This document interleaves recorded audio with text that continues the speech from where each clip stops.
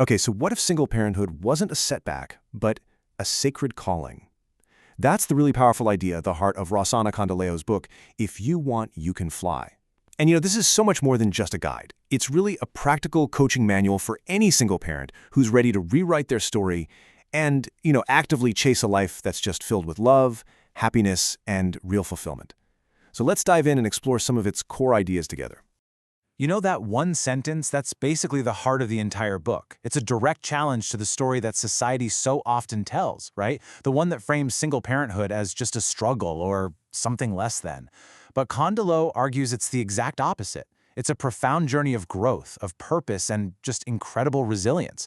And honestly, this powerful shift in how you see things, it's the foundation for everything we're going to talk about. All right, so how do you actually embrace this sacred calling? Well, the whole journey really begins with the very first step, and that is learning to see yourself as the hero of your own story. This whole first section is about shifting your internal perspective and, finally giving yourself credit for the quiet, consistent heroism that is your everyday life. I mean, that shift from broken family to brave family, that's so much more than just changing a couple of words, isn't it? It's a complete redefinition of what makes a family strong in the first place. Condoleo reminds us that it's love, not the family structure, that's the real measure of success. It's all about celebrating the immense courage it takes to just show up for your kids day in and day out. Okay, so for real, take a moment with this question. Don't just, breeze past it. Think about the small, unseen wins from just this past week. Maybe it was that moment of patience you found when you were totally at your limit, or the logistical nightmare you somehow managed to navigate flawlessly, or even just those quiet moments of connection. Those are the moments of heroism the book is asking us to finally see and celebrate in ourselves. So how do you turn that self-recognition from just a passing thought into a real, deep-seated habit? Well, that's where the book introduces the hero's log. And it's a beautifully simple but incredibly powerful practice. All it is, just one sentence a day to acknowledge a win. And listen, this isn't about tracking some huge achievement. It's about systematically training your brain to see and celebrate your own resilience every single day. Okay, so once you've started to really see and acknowledge the hero in your day-to-day, the journey kind of naturally turns inward. This next phase, it's all about reconnecting with the person you are beyond your role as a parent. It's about remembering your own unique dreams, your passions, and your essential identity. The book calls this a gentle excavation of the self, and that is just the perfect way to describe it. This isn't about painfully digging up the past, not at all. It's about carefully rediscovering the parts of yourself that might have gotten buried under the weight of all those labels, single parent, divorced, whatever they are. And through simple things like journaling and visualization, the book guides you back to the sound of your own voice and the shape of your own dreams. Just let that sink in. You are not what happened to you. You are what you choose to become. Wow. I mean, this is such a powerful declaration of your own freedom. It's a reminder that your history doesn't get to write your destiny. You have the power to choose who you want to become, one day at a time as you start reclaiming all those essential pieces of who you are. Okay, so with this renewed, strengthening sense of who you are, you're now ready to approach relationships from a place of real, authentic power. And this next section, it dives headfirst into the world of dating and love, but it offers a completely fresh perspective, one that's built on the solid foundation of your own self-worth. This right here, this is an absolute game changer for anyone who's even thinking about re-entering the dating world. You know that idea that you need to be perfectly fixed or totally healed before you can find love? The book calls that out for what it is, a destructive myth. Instead, it encourages you to look for resonance, that deep connection with someone who truly sees you and accepts you for who you are, right now. It's about finding a partner, not a savior. So powerful. And this question, this invites a really critical shift in focus. It asks you to move away from that external checklist of traits you think you want in a partner and instead turn toward the internal feeling you want to have in a relationship. What does safe actually feel like? What does mutual feel like? What does kind feel like to you?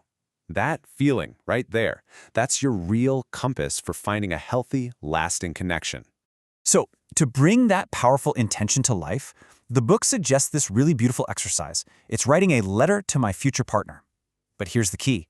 This isn't a wish list or a list of demands for someone else. It's a declaration to yourself of how you deserve to feel in a partnership. It's just a really powerful way to set your emotional compass and start attracting the kind of respectful, resonant love that you absolutely deserve. All right, so now let's bring this newfound sense of self and all this intentionality back to the very heart of it all, right? Your relationship with your children. This section explores how to channel your energy into parenting with presence, not perfection, so you can build a truly unbreakable connection with your kids. And the core message here is just one of total liberation. It's permission to finally let go of that immense pressure to be a perfect parent. Because the truth is, your children need your presence way more than they need your perfection. The book encourages creating these small, meaningful rituals that build real connection and model emotional intelligence. Shifting the focus from control over to collaboration. Whew, this is a big question. It really invites us to zoom out, to think beyond the daily tasks and the challenges of parenting and really consider the long-term legacy we're creating. When it's all said and done, what's the core emotional inheritance you want to leave for your child? It's just a really profound reminder of what truly, truly matters. Okay, so how do we bring all these powerful, life-changing ideas into the reality of our busy everyday lives? Well, this is where the book gets super practical. It gives you a transformation toolkit to help you turn all this inspiration into real, concrete, meaningful action. This is where the work of change really begins. So there's this section called the My Life Coaching Workbook, and it's brilliant because it breaks down what can feel like an overwhelming journey of transformation into these 6 clear, manageable areas. You've got everything from building emotional resilience to visioning your future. It basically provides a structured roadmap for personal growth, helping you figure out exactly where to focus your energy to get the biggest impact. In this question right here, this is your personal invitation to start, right now. Just look at those 6 areas. Which one feels most alive for you at this moment in your life? The book encourages you to just take one small, tangible step this week. That's it, because that's how real, lasting transformation always begins. And so that brings us to the book's ultimate core message. This is kind of the final destination of this whole journey of self-discovery, resilience, and empowerment. It all comes together right here. This really captures the essence of the whole book perfectly. See, Rossana Condoleo doesn't offer you a rigid, one-size-fits-all roadmap. Instead, she offers you wings. Her book gives you the tools and the deep encouragement you need to find your own unique path. It's like a mirror, reflecting your own strength back at you. It's a mentor, offering gentle guidance. And it's a powerful manifesto for a life of unapologetic joy and fulfillment. And so we're going to leave you with this final reflection. After everything we've talked about, what does flying mean to you right now in your own life? And this isn't just a closing question, okay? It's an invitation for you to take that first brave step, to spread your wings and to soar.